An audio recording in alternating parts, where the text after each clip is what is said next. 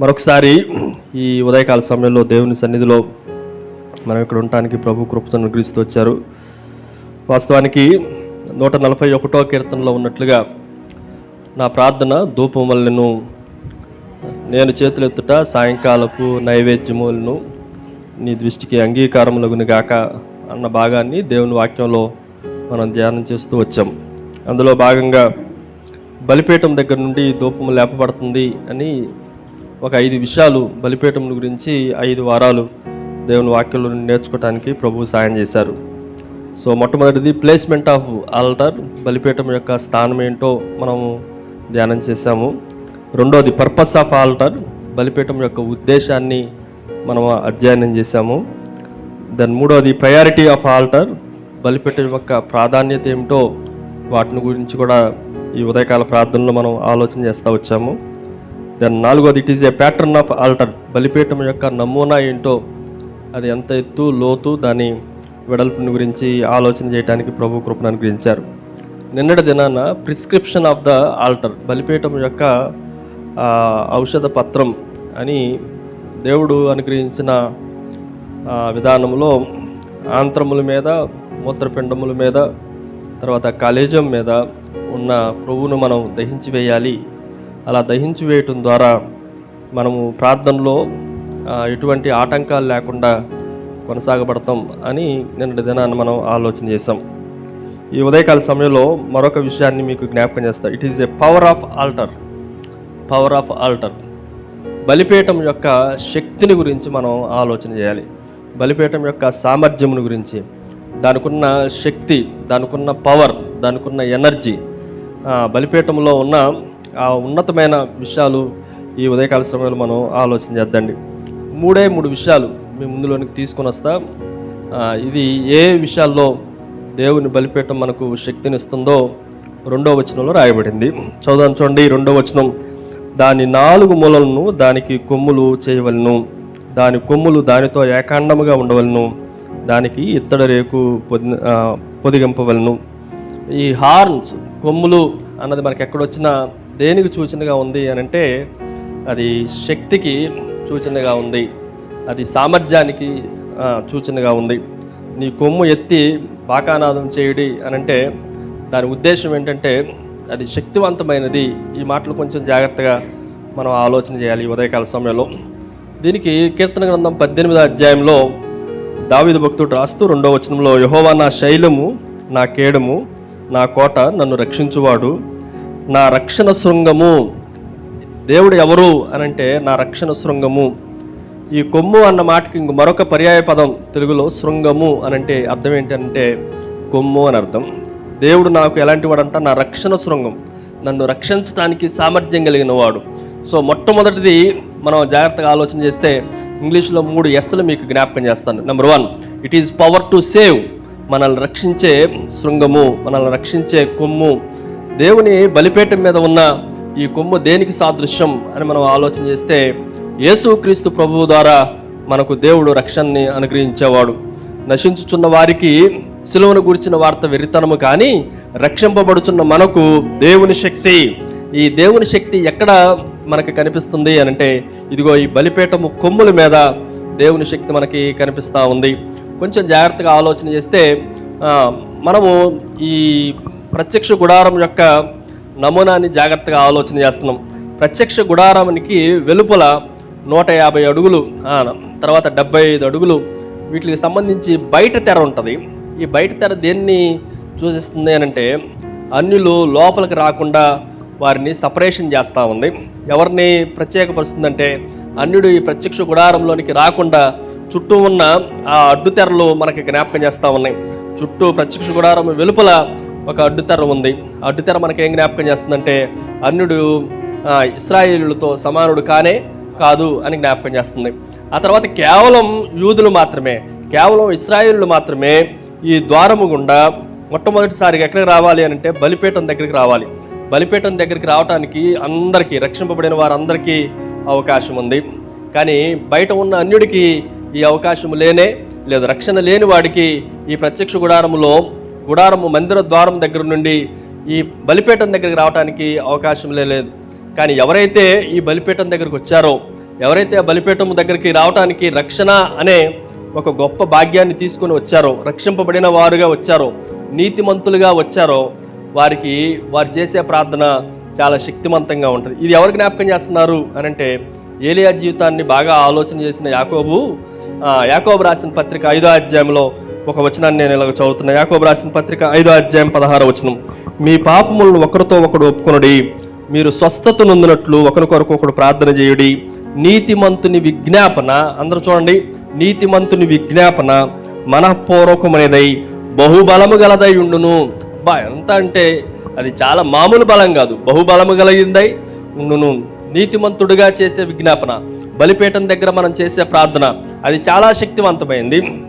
కొంచెం జాగ్రత్తగా మనం ఆలోచన చేస్తే 2 విషయాలు ఈ బలిపీఠం దగ్గర, వాటి కొమ్ముల దగ్గర మనం జాగ్రత్తగా ఆలోచన చేద్దండి. బలిపీఠానికి ఎన్ని కొమ్ములు ఉన్నాయి? 4 కొమ్ములు ఉన్నాయి. అవి 4 మూలలా ఉండే కొమ్ములు. ఈ 4 మూలలు దేనికంటే, భూమి యొక్క 4 దిక్కుల్లో ఉన్న వారందరినీ దేవుడు రక్షించేవాడు. దేవుడు ఇశ్రాయేలును మాత్రమే రక్షించడానికి రాలేదు. యేసుక్రీస్తు ప్రభువు ఓన్లీ అన్యులను మాత్రమే రక్షించడానికి రాలేదు. అన్యులైనా, యూదులైనా, స్త్రీలైనా, పురుషులైనా, దాసులైనా, యజమానులైనా అందరినీ రక్షించడానికి 4 మూలలో ఉన్న ఈ కొమ్ములు లోకానికి ఉన్న 4 దిక్కులకి సాదృశ్యంగా ఉంది. అందరిని రక్షించడానికి అది సాదృశ్యంగా ఉన్నాయి. ఈ బలిపీఠపు కొమ్ములు బలిపీఠముతో ఏకాండముగా ఉండాలి. బలిపీఠం కొమ్ములు తయారు చేసి దాన్ని తీసుకొచ్చి బలిపీఠం మీద పెట్టండి అని చెప్పాల. దేంతో కలిసి ఉండాలి? అవి బలిపీఠముతోనే కలిసి ఉండాలి. ఎవరైనా సరే మనము యేసుక్రీస్తు సిలువతోనే, యేసుక్రీస్తు సిలువ ఈ బలిపీఠంతోనే కలిసి ఉండాలి తప్ప, సిలువ లేకుండా, ప్రభువు లేకుండా మనతో ఏదన్నా జరుగుతుందంటే ఇక్కడున్న ఏ మానవుడితో ఏమీ జరగదు, ఏ సేవకుడితో ఏమీ జరగదు, ఏ దూతలతో ఏమీ జరగదు. ఎవరితో ఏకాండమై ఉండాలి? దేవునితోనే ఏకాండమై ఉండాలి. అది సపరేట్గా లేదు. క్రీస్తు లేకుండా, క్రీస్తుని పక్కన పెట్టి మనము గొప్పగా రక్షించడానికి అవకాశం ఉంది అనుకోవటానికి ఏ అవకాశం లేనే లేదు. ఈ మాటను కొంచెం జాగ్రత్తగా ఆలోచన చేయండి. అయితే ఈ బలిపీఠానికి ఎందుకు ఎంత పవర్ వచ్చింది, ఎందుకు ఎంత శక్తి వచ్చింది అని అంటే, 118వ కీర్తనలో కీర్తనాకారుడు ఒక అద్భుతమైన మాటని మనకి జ్ఞాపకం చేస్తున్నారు. చూడండి, 118వ కీర్తన 118వ కీర్తన 27వ వచనం. 118వ కీర్తన 27వ వచనం, యెహోవాయే దేవుడు, ఆయన మనకు వెలుగును అనుగ్రహించున్నాడు. ఈ మాట కొంచెం జాగ్రత్తగా అండర్లైన్ చేసుకోండి మీ బైబిల్లో. ఉత్సవ బలి పశువును త్రాళ్లతో బలిపీఠపు కొమ్ములకు కట్టుడి. బాబా, ఈ మాట నేను ఆలోచన చేసినప్పుడు ఈ ఒక్క మాట దగ్గర చాలాసేపు చెప్పేయచ్చు, కానీ టైం లేదు కాబట్టి, మనకు ఉన్న సమయం తక్కువ కాబట్టి ఒక ఇంపార్టెంట్ మాటలు మాత్రమే మీకు జ్ఞాపకం చేస్తాం. ఉత్సవ బలి పశువును త్రాళ్లతో బలిపీఠపు కొమ్ములకు కట్టుడి. ఈ మాటను కొంచెం జాగ్రత్తగా ఆలోచన చేస్తే, ఈ ఉత్సవ బలి పశువు ఎవరు అనంటే అది మన ప్రభువైన యేసుక్రీస్తు. దేంతో కట్టేశారంట? బలిపీఠపు కొమ్ములకి త్రాళ్లతో కట్టేశారు. మనం కొంచెం జాగ్రత్తగా ఆలోచన చేస్తే, ఈ ఉత్సవ బలి పశువు, ఏ బలి పశువు యేసుక్రీస్తు గురించి రాయబడిందంటే, ఏంటి ఆ ఉత్సవం అంటే పస్కా. యేసుక్రీస్తు గురించి చెప్పబడిన మాట ఏంటంటే, పస్కా బలి పశువు మన కొరకు వధింపబడిను. ఈ పస్కా బలి పశువు దేనికి కట్టబడింది అనంటే, బలిపీఠపు కొమ్ములకు కట్టబడింది. నేను ఒక మాట చెప్తాను, బలిపీఠ కొమ్ము శక్తివంతమైందంటారా, లేకపోతే ఆ పశువు శక్తివంతమైందంటారా? పశువే శక్తివంతమైంది. ఈజీగా 5 అడుగులు 5 మూరలు పొడవు వెడల్పు ఉన్న బలిపీఠాన్ని, ఒక 5-6 అంగళాలు ఉండే కొమ్ముని ఈ బలి పశువు లాగలేదంటారా? లాగేయగలదు, అది ఈజీగా పడగొట్టగలదు. కానీ కొమ్మునికి ఎట్లా ఆ బలి పశువు కట్టబడింది అని మనం ఆలోచన చేస్తే కొన్ని మాటలు మీకు జ్ఞాపకం చేస్తాం. దానికన్నా ముందు ఏమని రాయబడిందంటే, యెహోవాయే దేవుడు, ఆయనే మనకు వెలుగు అనుగ్రహించున్నాడు. ఎందుకు ఈ రెండింటిని మిక్స్ చేశాడు దావీదు భక్తుడు అని మనం ఆలోచన చేస్తే, వెలుగు దేవుడు మనకు అనుగ్రహించాడు. ఈ బలి పశువును గురించిన వెలుగుని దేవుడు మనకి అనుగ్రహించాడు. నేను అలా చెప్తా, ఒకవేళ దేవుడు ఆ ప్రత్యక్షతను ఇవ్వకపోతే, అప్పుడు దాకా ఆ బలి పశువు మర్మముగా ఉంది, అప్పుడు దాకా ఎవడు దాన్ని చూడలా. ఒకవేళ వెలుగు ప్రకాశించకపోతే ఆ బలి పశువు మనకు అర్థమయ్యేది కానే కాదు. ఇంతకీ ఈ బలి పశువు ఎక్కడ మనకి ఆ వెలుగులో బయటపడ్డది అని అంటే, మోరియా పర్వతం మీద ఆ పొదలో చిక్కుకున్న ఆ గొర్రె పొట్టేలు ఎవరు అనంటే అది మన ప్రభువైన యేసుక్రీస్తే. అబ్రహాముకి వెలుగు ప్రత్యక్షం అవటం వలన అబ్రహాము ఆ పశువుని, ఆ పొట్టేల్ని, ఆ కొమ్ములు కలిగిన పొట్టేల్ని అబ్రహాము చూడగలిగిండు. దానిని గురించే యోహాను భక్తుడు రాస్తూ ఓ ఇశ్రాయేలులారా, ఓ యూదులారా, మీరు అనుకుంటున్న ఈ బలి పశువుని ఇదిగో దేవుడు వెలుగు రూపములో మీలో ఉన్న అంధకారం అంతటిని, చీకటి అంతటిని తొలగించి మనకు ప్రత్యక్షపరచబడతా ఉన్నాడు. ఇదిగో మనం అందరం చూస్తున్న ఈ గొర్రెపిల్ల లోక పాపములను మోసుకొని పోవు దేవుని గొర్రెపిల్ల. ఆ వెలుగు ప్రత్యక్షపరచబడకపోతే అసలు మనకి ఈ పశువు కనపడేదే కానే కాదు. కాబట్టి వెలుగు దేవుడు అనుగ్రహించాడు. యెహోవాయే దేవుడు ఈ బలిపేటపు త్రాళ్లతో ఈ పశువుకుని ఏం చేయాలంటే కట్టేయాలి. కొంచెం జాగ్రత్తగా నేను మీకు 2-3 విషయాలు మీకు జ్ఞాపకం చేస్తాను. మనం దేవుని వాక్యాన్ని చదువుతూ ఉండగా మత్తయి సువార్తలో అద్భుతమైన ఒక మాట మనకు కనిపిస్తుంది. 27వ అధ్యాయం, మీరు ఇంటికి వెళ్ళిన తర్వాత చదువుకున్న మాటలు 40వ వచనం నుండి 42వ వచనం వరకు రాయబడిన మాట ఏంటంటే, నేను చదువుతున్న, దేవాలయమును పడగొట్టి 3 దినముల్లోగా కట్టువాడా, నిన్ను నీవే రక్షించుకునము. నీవు దేవుని కుమారుడు అయితే సిలువ మీద నుండి, చెప్పండి, నీవు దేవుని కుమారుడు అయితే సిలువ మీద నుండి దిగుమని ఆయనను దూషించిరి. ఆ తర్వాత 42వ వచనంలో కూడా, వీడు ఇతరులను రక్షించను, తన్ను తాను రక్షించుకొనలేడు, ఇశ్రాయేలు రాజు కదా, ఇప్పుడు సిలువ మీద నుండి దిగిన ఎడల మేము వారిని నమ్ముదము. ఈ మాటలు ఎలాగ చెప్తాను, జాగ్రత్త వినండి. యేసుక్రీస్తు ప్రభు సిలువ మీద నుంచి దిగు అంటే దిగలేడంటారా? చెప్పండి. ఒకవేళ దిగితే ఏమయ్యేది? అసలు ఒక్కడు కూడా భూమి మీద నిలబడేవాడుగానే కాదు. దేవుడికి ఈ ఒక 6 అంగుళాలు లేదంటే 12 అంగుళాలు లేదంటే ఇంకొంచెం పెద్దగా 18 అంగుళాలు ఉన్న ఆ చిన్న మేకు ప్రభువుని సిలువ నుండి దిగకుండా చేయగలదా? ఈ త్రాళ్ళు బలిపేటపు కొమ్ములు యేసుక్రీస్తు ప్రభువుని కట్టేస్తే ప్రభు ప్రేమపూర్వకంగా సిలువలో ఆయన దిగకుండా మన కోసం ఉండు. ఆయన ఒకవేళ దిగితే విషయాలన్నీ వేరే ఉండేది. ఆయన సింహాసనం నుండి భూమి మీదకి మనల్ని రక్షించడానికి దిగాడు, కానీ సిలువ నుండి కిందకి దిగితే మనం ఎప్పుడూ శిక్షించబడేవాళ్ళం. ఆయన మన మీదకి శిక్ష రానియకుండా ఇది ప్రేమపూర్వకంగా సిలువ మీద ఉత్సవత్రాళ్ళతో ఎవరో కట్టలేదు, ఆయన తన్ను తాను అప్పగించుకున్నాడు. ఈరోజు మనం కొంచెం జాగ్రత్తగా ఆలోచన చేస్తే దీన్ని ప్రేయర్కి అప్లై చేసి 4 మాటలు మీకు జ్ఞాపకం చేస్తాను, జాగ్రత్త వినండి. మొట్టమొదటిది, మన ప్రార్థనలు ఎలా ఉండాలి అంటే శక్తివంతంగా ఉండాలి. ఎలా ఉండాలి చెప్పండి? చాలా బలంగా ఉండాలి. మన ప్రార్థనలు 4 దిక్కుల వైపుకి వెళ్ళాలి. అంటే మన ప్రార్థన కేవలం ఆత్కూరు గురించే ప్రార్థన చేస్తారా అయ్యగారు? ఇంకా అందరి గురించి చేస్తారు కదా. కొత్తపేట గురించే ప్రార్థన చేస్తారంటే మనము నలుదిశల 4 దిక్కుల. అందుకే తిమోతికి రాసిన పత్రికలో మీరు మనుషులందరి కొరకును, ఇంకా చెప్పాలంటే రాజుల కొరకు, అధికారుల కొరకు, అందరి కొరకు ఏం చేయాలి? సో 4 దిక్కులు దేనికి సూచిస్తున్నాయి అంటే మనం అందరి కొరకు ప్రార్థన చేయాలి అని చూపిస్తా ఉన్నాయి. రెండోది, మనము దేనితో ఏకాండమై ఉండాలి చెప్పండి? బలిపీఠంతో ఏకాండమై. ఈ ప్రార్థనలు ప్రభువుతో ఏకాండమై ఉండాలి. ప్రభువు లేకుండా, ప్రభువుతో అతకబడకుండా మనం ప్రార్థనలు చేస్తే ఆ ప్రార్థనలు ఏమాత్రము ఫలించలేవు. ఈ ఉత్సవ త్రాడును గురించి మీకు జ్ఞాపకం చేస్తాం. ఈ తాడు దేనికి సాదృశ్యంగా ఉందంటే మనకి పరలోకానికి ఇది కనెక్షన్. నా మాట అర్థమవుతుందా? ఎక్కడో హైదరాబాద్లో లేదంటే ఎక్కడో మన విజయవాడలో పవర్ జనరేట్ అవుతూ ఉంది, కరెంటు పుడతా ఉంది, ఎలక్ట్రిసిటీ పుడతా ఉంది. అక్కడ పుట్టింది ఈ ఆత్కూరు దాకా రావాలి అని అంటే ఏమున్నాయి చెప్పండి? వైర్లు ఉన్నాయి. ఈ వైర్ లేకపోతే ఏమన్నా అవుతుందా? ఏమవదు. ఈ వైర్ ఏం తీసుకొని వస్తుందంటే లోపల ఉన్న కరెంట్ని, పవర్ని తీసుకొని వస్తూ ఉంది. మనకు పవర్ జనరేషన్ ఎక్కడో తెలుసా? భూమి మీద కాదు. ఎక్కడ చెప్పండి? పరలోకంలో. పరలోకంతో, ఆ పరలోక బలిపీఠంతో భూమి మీద బలి పశువులుగా ఉన్న మనం అంతా కనెక్ట్ చేయబడితే మనం ప్రార్థన చేస్తే పరలోకం దద్దరవలాలి, భూమి మీద దద్దరవలటం కాదు. మనం ప్రార్థన చేస్తే కనీసం ఆకు కూడా కాదు అసలు. కనీసం పౌళ్ళు అలాగా అపోస్తులు, తొలి అపోస్తులు వాళ్ళు ప్రార్థనలు చేస్తే భూకంపాలు వచ్చినాయి, జైళ్ళు పునాదులు కదిలింపబడ్డాయి, చెరసాళ్ళు విరగొట్టబడ్డాయి. ఈరోజు మన ప్రార్థన శక్తివంతంగా ఉండాలి. మనము ఏ తాళ్లతో కట్టబడ్డాం?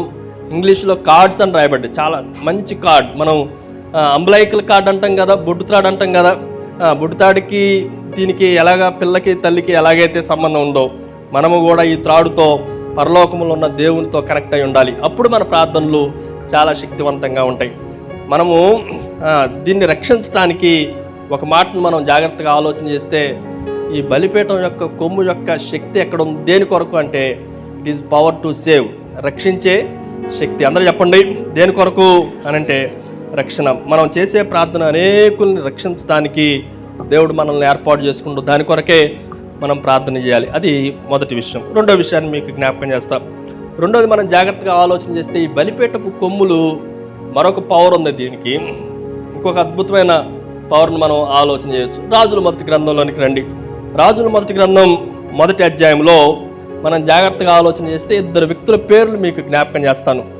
వాళ్ళు సొలొమోను రాజు ఎదుట భయంకరంగా వ్యతిరేకంగా, సొలొమోనుకి దావీదుకి వ్యతిరేకంగా పనిచేసి వాళ్ళు మరణానికి పాత్రులైపోయారు. వాళ్ళని చంపడానికి రాజు రెడీ అయిపోయాడు. అలాంటి పరిస్థితుల్లో వారు చేసిన 2 పనులు మీకు జ్ఞాపకం చేస్తాను. నాతో పాటు రండి. రాజుల మొదటి గ్రంథం మొదటి అధ్యాయం 51వ వచనం నుండి. రాజుల మొదటి గ్రంథం మొదటి అధ్యాయం 51వ వచనం.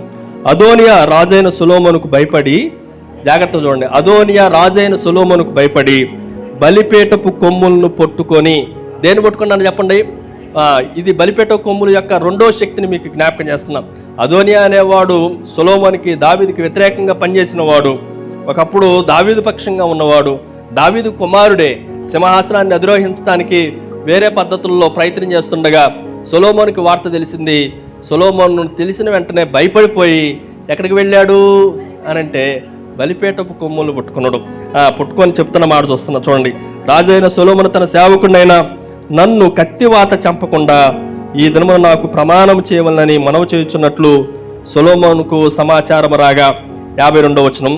సొలొమోను ఎలాగూ సెలవిచ్చును, అతడు తన్ను యోగ్యునిగా అనగపరుచుకుని నీడల అతని తల వెంట్రుకల్లో ఒక్కటైనను క్రింద పడదు, కానీ అతని యందు దౌష్ట్యము కనపడిన నీడల అతనికి మరణశిక్ష వచ్చునని సెలవిచ్చును. బలిపీఠం వద్ద నుండి అతను పిలువనంపించును.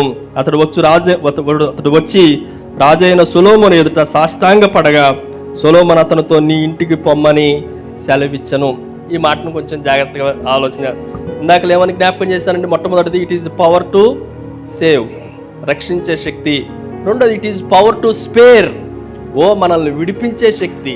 ఎక్కడి నుండి విడిపించిద్దంటే మరణానికి పాత్రులైన మనల్ని మరణము నుండి మనల్ని విడిపించేది. ఇక్కడ రాజైన సొలొమోను ఎదుట ఆయన సహోదరుడైన అదోనియా వచ్చి మనకి జ్ఞాపకం చేస్తున్న మాట ఏంటంటే, నేను మరణానికి పాత్రుడిని, కానీ ఎక్కడ పట్టుకుంటే నేను బ్రతుకుతానంటే బలిపీఠపు కొమ్ముల పట్టుకుంటే. సో బలిపీఠపు కొమ్ముల దగ్గర నుండి సొలొమోనుకి సమాచారం పంపిస్తుండు. నీ తమ్ముడో నీ అన్నో నీ సహోదరుడైన నన్ను చంపేయకుండా నన్ను వదిలేయండి అని చెప్తున్నప్పుడు జాగ్రత్తగా ఆలోచన చేస్తే సొలొమోను దేవుని వాక్యంలో 51వ వచనంలో ఉన్నట్లుగా తన సేవకుడైన నన్ను కత్తి చేత చంపకుండా ఈ దినమున నాకు ప్రమాణము చేయము. ఈ ఒక్క మాటను మీకు జ్ఞాపకం చేస్తాం.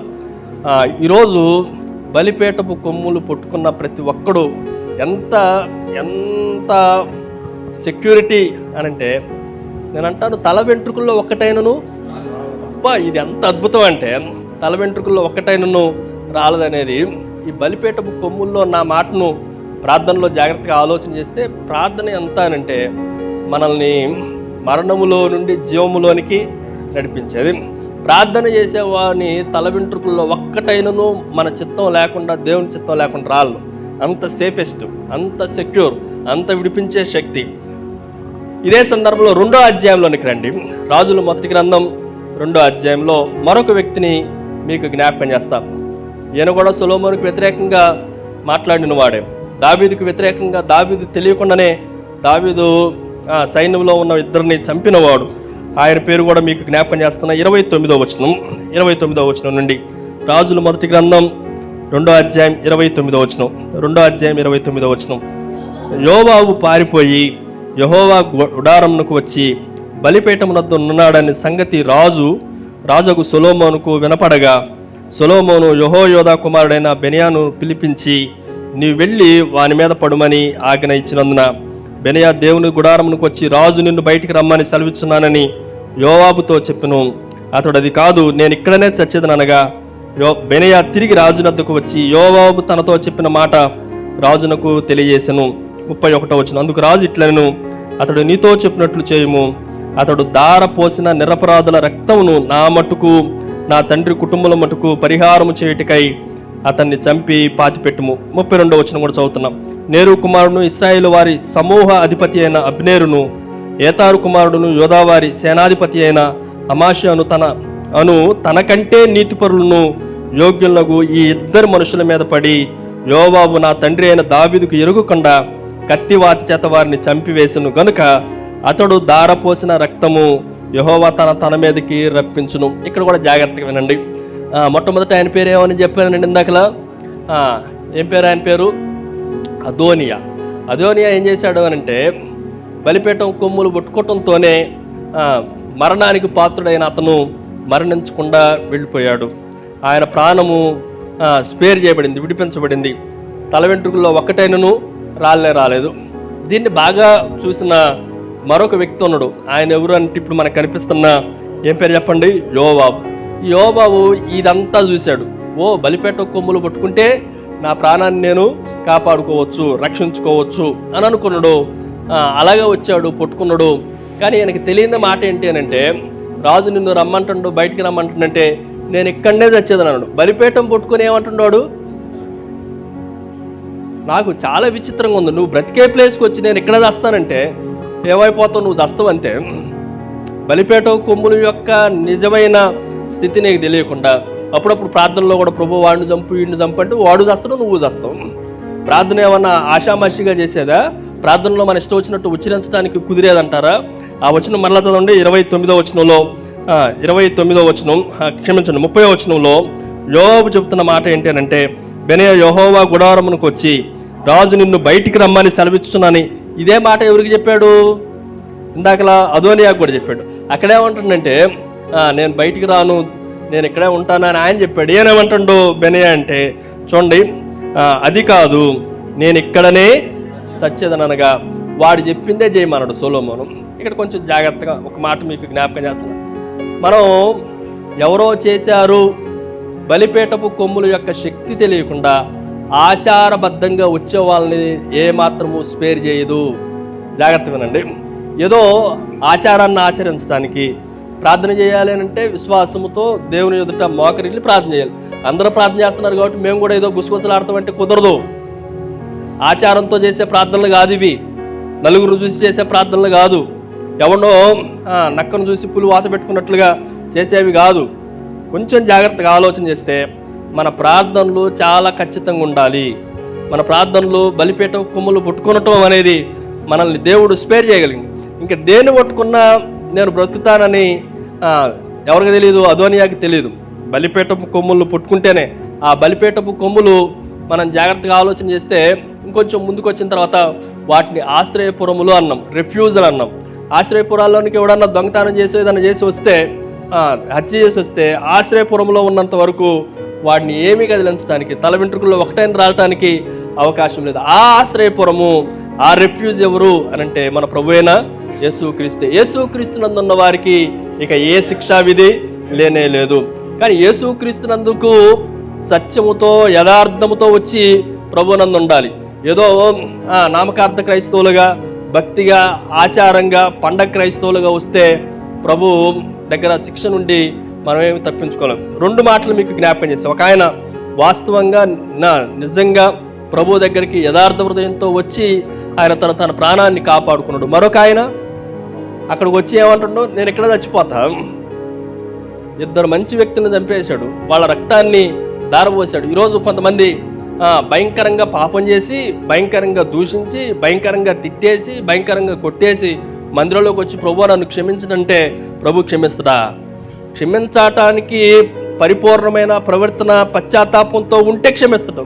అలా కాకుండా ఇక్కడికి వచ్చి పైకి జనాలకు కనపడేటట్లుగా హృదయం ఏమి మార్చుకోకుండా నువ్వు చేసే ఈ ఆచారబద్ధమైన వేషధారణతో కూడిన, నేనేమంటానంటే దీన్ని పరిసేయుల ప్రార్థన అంట. ఏ ప్రార్థన?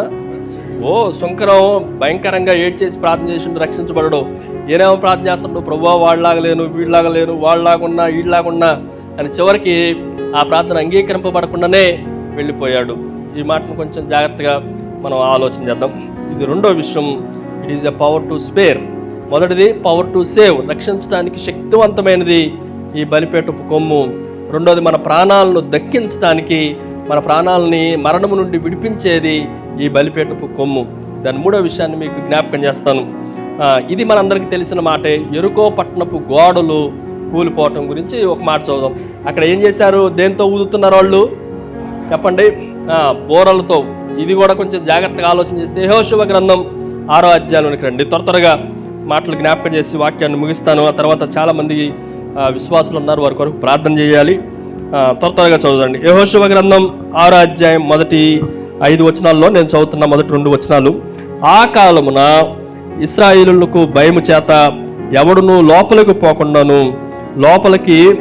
వెలుపలికి పోకుండాను, లోపలికి రాకుండాను యెరికో పట్టణపు ద్వారము గట్టిగా మూసివేయబడెను. అప్పుడు యెహోవా యెహోషువతో ఇట్లనెను, చూడుము, నేను యెరికోను దాని రాజును పరాక్రమగల శూరులను నీ చేతికి అప్పగించుచున్నాను. రాజుని, పరాక్రమ కలిగిన శూరుల్ని నీ చేతికి అప్పగించున్నాను. మీరందరూ యుద్ధ సన్నిధులై పట్టణమును ఆవరించి ఒక మారి దాని చుట్టూ తిరగవలను. అలాగే 6 దినములు చేయుచు రావలను. 7 యాజకులు పొటేలు కొమ్ములను, జాగ్రత్తగా చూడండి, అక్కడ బోర్లను రాయబడలా, ఎవరు రాయబడింది? పొటేలు కొమ్ములను, కొమ్ము బోర్లను పట్టుకొని ముందుగా నడవవలను. 7వ దినమున మీరు 7 మార్లు పట్టణం చుట్టూ తిరుగుచుండగా ఆ యాజకుల బోర్లు ఓదవలను. ఈ స్టోరీ అంతా మనకు తెలుసు, అందుకని వీటిలో నుంచి ఇంపార్టెంట్ ఒక 4 విషయాలు మీకు జ్ఞాపకం చేస్తాను. నెంబర్ 1, మొదటిది, మనం జాగ్రత్తగా ఆలోచన చేస్తే దేవుని వాక్యంలో ఈ పొటేలు కొమ్ములు బోర్లు వదటం వల్ల యెరికో పట్టణం గోడలు ఏమైపోయినాయి చెప్పండి? కూలిపోయినాయి.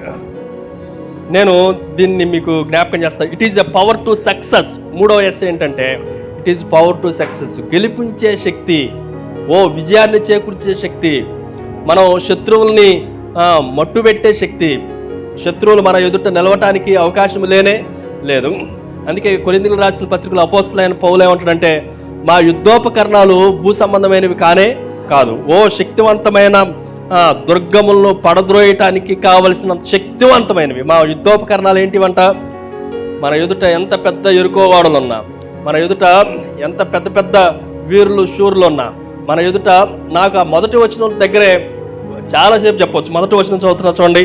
ఆ కాలంలో ఇశ్రాయేలుల భయం చేత. ఎవరు భయం చేత అంట? ఇశ్రాయేలు అంటే అప్పుడు ఒక్కొక్కళ్ళు వణుకుతున్నారు. వాళ్ళు ప్రయాణం చేస్తూ ఉండగా మధ్యలోని ఎర్ర సముద్రం 2 పాయలు అయిపోయింది. దాంతో చుట్టూ ఉన్న ప్రజలందరికీ భయంకరమైన భయం వచ్చింది. ఈరోజు సంఘం అంటే ప్రపంచం మొత్తానికి భయం. ఎందుకు? క్రైస్తవ్యాన్ని ఎదకనీయకుండా చేస్తున్నారు, క్రీస్తు సువార్తను ప్రకటించకుండా చేస్తున్నారంటే వారికి భయం, భయంకరమైన భయం. ఈ భయాల మధ్యలో యెరికో పట్టణస్థులు ఏం చేశారంటే ఇశ్రాయేలుల భయం చేత లోపలికి వెళ్లకుండా, వెలుపలికి రాకుండా కట్టుదిట్టమైన గోడలు కట్టారంట. మామూలుగా చరిత్ర ఏం చెప్తుందంటే 2 గోడలు ఉన్నాయి. యెరికో పట్టణానికి 2 గోడలు ఉంటాయి. అవుటర్ వాల్ ఉంది, ఇన్నర్ వాల్ ఉంది. ఆ థిక్నెస్ వాటిలన్నింటినీ చెప్పడానికి సమయం సరిపోదు. కానీ కొంచెం జాగ్రత్తగా ఆలోచన చేస్తే వీళ్ళు ఏమన్నా చేశారా? ఏమన్నా కష్టపడ్డారా? ఏమన్నా గడపార ఏమన్నా తీసుకొని వచ్చి చుట్టూ మేకులు తీసుకొని వచ్చి ఏమన్నా గోడను పగలగొట్టారా? ఊరకనే పట్టణం చుట్టూ గోడల చుట్టూ తిరిగారా? చెప్పండి. నేను దీనికి కొన్ని పేర్లు పెడతాను, జాగ్రత్తగా రాసుకోండి. It is not a walk of fight. ఇది యుద్ధం చేయటానికి నడిచే నడక కాదు. It is a walk of faith. ఇది విశ్వాసంతో కూడిన నడక. ఇది మనం ఎవరినో పొడివేయాలి, ఎవరినో తుడివేయాలి, ఎవరినో తురమాలని నడిచే నడకలు కాదు. ఫైటింగ్ చేసే వాకింగ్ కాదు ఇది ఫెయిత్ఫుల్ వాకింగ్. విశ్వాసంతో చేసే వాళ్ళు చాలా సింపుల్గా 1 రోజు చేశారు, 6 రోజులు చేశారు. 7వ రోజున బోర్రలు తీసుకొని యాజకులందరూ, యాజకులు అంటే ఇప్పుడు చెప్పండి ఎవరు? విశ్వాసుల సేవకులా? సేవకులారా, మీ ఊర్లో భయంకరంగా లోపలికి రాకుండా బయటికి వెళ్లకుండా ఉండే భయంకరమైన ఈ శత్రువుల గోడలు కూలిపోవాలంటే నువ్వేం చేయాలంటే యాజకులు, అది కూడా ప్లూరల్ మాటలో రాయబడింది. ప్రధాన యాజకుడు ఒక్కడే కాదు, ఇదిగో సేవకుల సమూహం అంతా కలిసి బోర్లు పట్టుకొని ఆ పట్టణం చుట్టూ తిరుగుతూ ఉంటే ఏమన్నా చేశారా అంటే ఏమి చేయలేదు. కేవలం బోర్లు వదలటం ద్వారా ఈ బలిపీఠపు కొమ్ముకి ఉన్న శక్తి ఏంటి అని అంటే, దాన్ని పట్టుకుంటే చాలు నీకు కావలసిన ఎనర్జీ వస్తుంది. దాన్ని ఊదితే చాలు నీ ఎదుట ఎంత భయంకరమైన గోడలు ఉన్నాయి ఏం చేయబడతాయంటే, ఇంత భయంకరమైన కట్టుదిట్టమైన ఆ గోడ దేనికి సాదృశ్యం తెలుసా? మన అపవాది అయిన సాతానుకి, శత్రువుకి సాదృశ్యం. వాడు ఏం చేస్తాడంటే విశ్వాసుల్ని కానీ, సంఘముని కానీ, ప్రభువుని కానీ, వాక్యమును కానీ ప్రార్థన కానీ మానవుని యొక్క హృదయంలోనికి పోనీయకుండా భయంకరమైన గోడలు కట్టేసిండు. కానీ ఈ గోడలను కూడా పెనిట్రేట్ చేయటానికి, ఈ గోడలను కూడా దూసుకొని పోవాలి అని అంటే ప్రార్థన అనే ఆయుధం మన దగ్గర ఉండాలి. ప్రార్థన అనే ఆయుధం మన దగ్గరకు వచ్చినప్పుడు ఏ గోడ అయినా సరే, ఏ పెద్ద పెద్ద ప్రాకారాలైనా సరే కూలిపోతాయి. కేవలం నువ్వు ప్రార్థన అనే బోర్తో దాని ఎదుట ప్రార్థన చేయి, అది ఎంత పెద్ద గోడ అయినా ఏమైపోతుంది చెప్పండి, కూలిపోవటానికి అవకాశం ఉంది. దేవుడు ఎలాంటి వాడు అని మనం జాగ్రత్తగా ఆలోచన చేస్తే, దేవుని బలిపీఠపు కొమ్ముకి అంత శక్తి ఉంది. నేను ఇంకో 2 మాటలు చెప్పేసి వాక్యాన్ని ముగించేస్తాం. ఈ బలిపీఠం కొమ్ముని దేవుని పద్ధతిలో చేయాలి. దేవుడు ఏం చెప్పిండంటే, ఒకసారి తిరుగు రోజుకి 6 సార్లు తిరుగు, 7వ రోజున ఏం చేయమన్నాడు, 7 సార్లు తిరుగు, బోర్ని ఏం చేయమండు, ఓదమండు. మనం క్వశ్చన్ చేయకూడదు. 7 సార్లు తిరగటం ఏంటి, బోర్లు ఉత్తే గోడలు పడతాయా, అది 15 అడుగులు గోడ, 18 అడుగులు గోడ, 2 అడుగులు గోడ, ఇలాంటి మనం ప్రభు ఏం చెప్తే అది చేయాలి. మీరు ఆత్మ వలన, ఇదిగో ఈ సర్వాంగ కవచంలో ఆత్మ అనే ప్రార్థన అనే దాంట్లో పవర్ఫుల్ వెపన్, ఎంత దుర్గన్నైనా అది పడదొట్టగలిగింది, ఎంత పెద్ద శక్తివంతమైన వాటినైనా అది కోల్చగలిగింది. కేవలం ప్రార్థన మాత్రమే సాతాను ప్రాకారాలన్నిటిని ఏం చేయగలదు.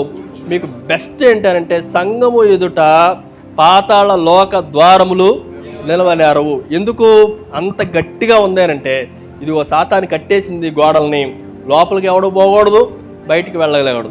కానీ సంఘానికి దేవుడు ఇచ్చిన ఆధిక్యత ఏంటంటే, ఓ సేవకుడా, నీ ఊర్లో బోర తీసుకొని ఊదు, నీ ఎదుట ఎంత భయంకరమైన సాతాను శత్రువుల స్థావరాలున్నా, ఎంత యుద్ధ నైపుణ్యత కలిగిన యుక్తులున్నా సాతాను తంత్రాలున్నా అవన్నీ ఏం చేయబడతాయి చెప్పండి, మట్టుమాయమైపోతాయి. సో బోర ఊదటం నేర్చుకోవాలి. 3 విషయాలు మీకు జ్ఞాపకం చేస్తాను. మొట్టమొదటిది, it is power to save, రక్షించడానికి. ఎంత అంటే ఆయన ప్రేమపూర్వకంగా సిలువ దేవకుండా అక్కడే కట్టివేయబడ్డాడు, అందుని బట్టి మనం రక్షించబడతా ఉన్నాం. రెండోది, బలిపీఠాన్ని కొమ్ములు పట్టుకుంటే మనం ఎంత ఘోర పాపం చేసినా, ఎంత అవిధేయతలు చేసినా, ఎంత వ్యతిరేకంగా ఉన్నా, దేవునికి ఎంత దూరస్తులుగా ఉన్నా మనము రక్షించబడటానికి, విడిపించడానికి అవకాశం. అదే సమయంలో మనకి ఇలా ఉంది కదా అని జ్ఞాపకార్థంగా కావాలని తెలుసో అపరాధంతోనో చేస్తే మాత్రం దేవుడు విడిచిపెట్టేవాడు కానీ ఖచ్చితంగా మనల్ని శిక్షించేవాడే, మన తాట తీసేవాడే, అందులో ఎటువంటి సందేహం లేనే లేదు. 3వ విషయాన్ని మనం ఆలోచన చేస్తే, ఎరుకో గోడలే కాదు, సాతాను ఎంత పెద్ద గోడ కట్టినా ఈ బోరను ఊదటం ప్రారంభిస్తే మటుమాయం అయిపోతాయి. నేను ఇంకొక మాట మీకు జ్ఞాపకం చేస్తాను ఇక్కడే. అసలు దేవుడు ఎలాంటి వాడు అని మనం ఆలోచన చేస్తే, యుద్ధం ఇందాకలా it is a walk of faith అని మీకు జ్ఞాపకం చేశాం. ఇందుకే ఈ యుద్ధంలో ఎవరు యాజకులు గొప్పవాళ్ళు అంటారా, బోర్లు గొప్పవి అంటారా, ఊదినోళ్ళు గొప్పవాళ్ళు అంటారా? దేవుడు మనకు పార్ట్నర్గా ఉంటానండి. యుద్ధంలో మనకు సాయం చేసేది ఎవరు అని అంటే ఎవరు చెప్పండి? అసలు ఎరుకో పట్టణపు గోడలు కోల్చడానికి ముందు ప్రభు చేసింది ఏంటంటే, పరలోకం నుండి భూమి మీదకి వచ్చేసిండు. 5వ అధ్యాయంలో మనకు అది కనిపించింది. చూడండి, ఒక మాట మీకు జ్ఞాపకం చేసి వాక్యాన్ని ముగించేస్తాం.